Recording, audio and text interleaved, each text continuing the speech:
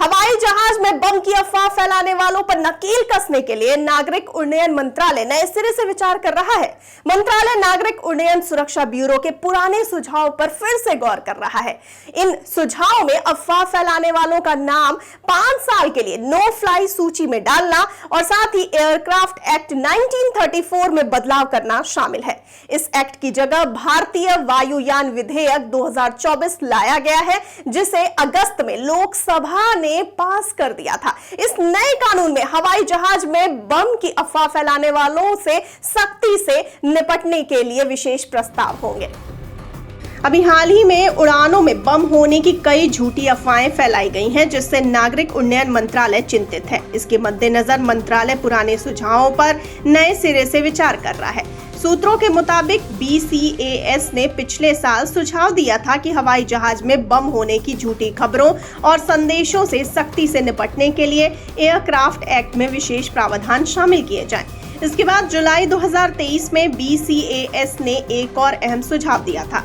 उसने DGCA के नागरिक उड्डयन नियमों में संशोधन कर अफवाह फैलाने वालों का नाम 5 साल के लिए नो फ्लाई सूची में डालने की बात कही थी।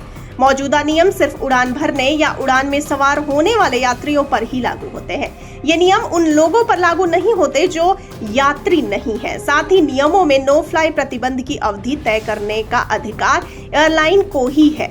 BCAS का कहना है कि ज्यादातर मामलों में शरारती तत्वों द्वारा फैलाई गई अफवाहों से उड़ान कार्यक्रम और उससे होने वाले नुकसान के साथ साथ यात्रियों और आम जनता को होने वाली असुविधा को देखते हुए भारतीय दंड संहिता IPC के प्रावधान पर्याप्त नहीं है।